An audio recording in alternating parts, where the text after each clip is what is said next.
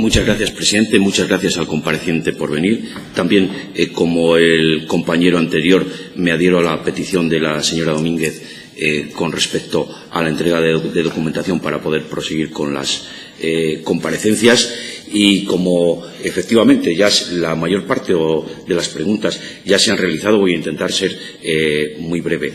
Coincido con todos los anteriores en manifestar mi curiosidad por el hecho de que, a pesar de que en el accionariado de Ficanza figuren las cajas de ahorros y el Banco de Santander, sin embargo, tuviesen que recurrir a un préstamo del Banco Europeo de Inversiones. Y entiendo lo que planteaba el compareciente, que efectivamente estábamos en unas condiciones donde el crédito estaba cerrado, pero parece indicar una cierta desconfianza de los accionistas sobre su propio proyecto, entre otras cosas porque las condiciones que se obtienen seguramente en aquel momento parecieron magníficas. Creo que recordar que estamos en torno al 7% de tipo de interés fijo. Hoy nos parecen absolutamente disparatadas, claro, sobre todo pues porque la evolución de los tipos de interés ha sido magnífica, ¿no? Pero además hay otro aspecto que yo creo que no se ha tocado, o se ha tocado marginalmente, y que es más bien técnico y que me gustaría que me explicase. Bien, las condiciones del préstamo BEI son malas, por lo menos juzgado desde 2016, estamos hablando, para la empresa que lo obtiene, la última, Ficanza, y por otra parte, para el avalista, es decir, para la comunidad de la autónoma, es un contrato de adhesión. Y un contrato de adhesión que además, según el informe de los servicios jurídicos de la Consejería de Hacienda, en muchos casos vulnera la legalidad o al menos la bordea.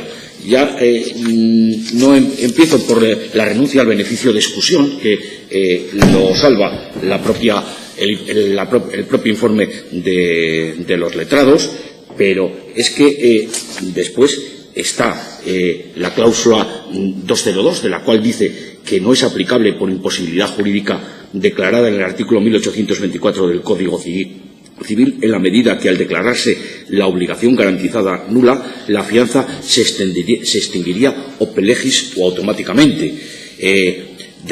Sigue con la derogación del la derogación implícita, según el informe, del artículo 1851 del Código Civil, que además es una de las cosas tremendas. Es decir, el avalista, en este caso, tiene todas las obligaciones y ninguno de los derechos. Entre otras cosas, porque me vuelvo al 1851 del Código Civil. Dice, donde existe un supuesto de extinción de la fianza por causa del otorgamiento de prórrogas concedidas por el acreedor al deudor sin conocimiento del avalista, tal como se recoge en la cláusula 702. Les recuerdo la cláusula 702. Es la que permite que el BEI se entienda directamente con el prestatario final sin conocimiento del avalista, que es cuando dice el Código Civil. Bien, entonces decae el aval, ¿no? Bueno, esta es otra de las cuestiones.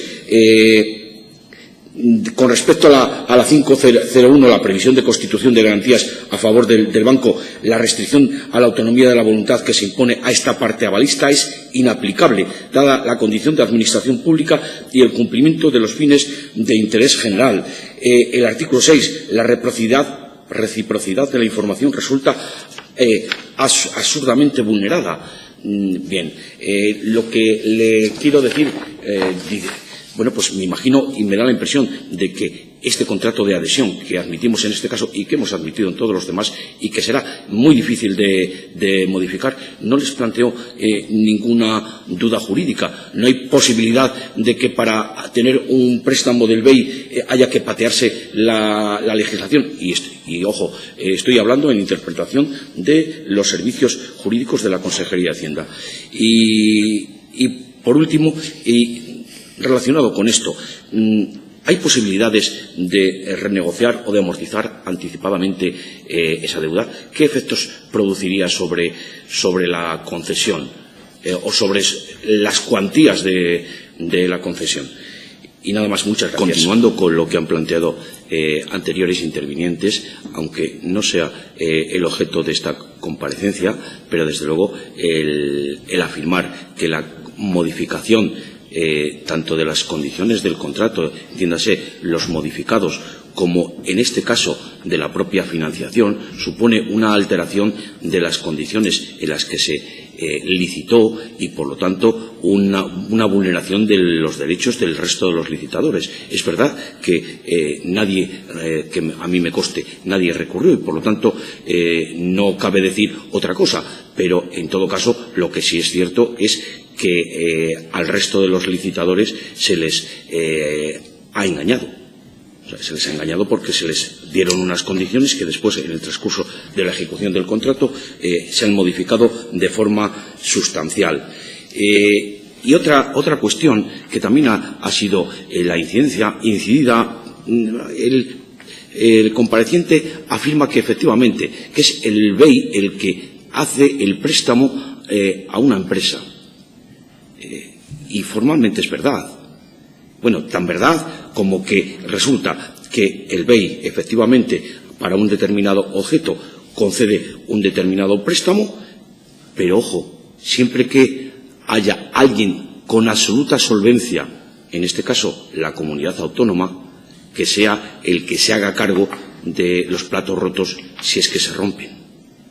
Por lo tanto, el papel de la Junta de Castilla y León, cuando avala a Cilsopa para que Cilsopa conceda el préstamo a la empresa finalista, a la empresa concesionaria, es absolutamente fundamental. Y fundamental sobre todo por el hecho de que si pasa algo, independientemente de que después recuperemos lo que debamos recuperar, el responsable es la Junta de Castilla y León, que además, es verdad, por un contrato de adhesión que hace que haya una asimetría de información, por un contrato de adhesión que hace que no podamos utilizar el beneficio de excusión, etcétera, etcétera. Es decir, por algo que efectivamente me imagino que todas las comunidades autónomas están sufriendo exactamente igual que nosotros, pero que el que sea normal no quiere decir que nos debamos considerarlo nosotros normal. El BEI está utilizando una posición de prepotencia. Y decía usted que los títulos están pignorados y que les piden autorización. Eso me quiere indicar que sobre los últimos movimientos accionariales que se han producido, yo creo que con posterioridad a la pignoración, les habrán pedido permiso. Eso he creído entender. Es decir, la entrada de Concesia, y no sé si de alguno más, porque me parece que ha habido más cambios accionariales, habrá sido autorizada por Cilsopa. Entiendo. Y, por último, algo a lo que no me ha contestado, me imagino que porque se le ha pasado, es las posibilidades de renegociación o de amortización anticipada del préstamo. Creo que nada más. Muchas gracias. Brevísimamente, porque creo que efectivamente ya está casi todo dicho, pero quiero incidir en el tema de cómo le llega a Cilsopa esta petición. Ya sé, formalmente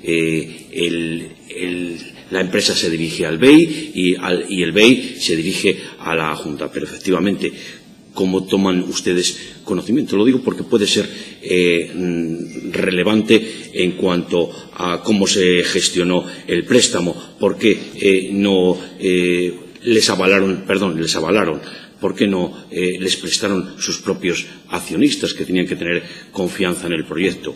Y creo que nada más, y que muchas gracias por sus contestaciones.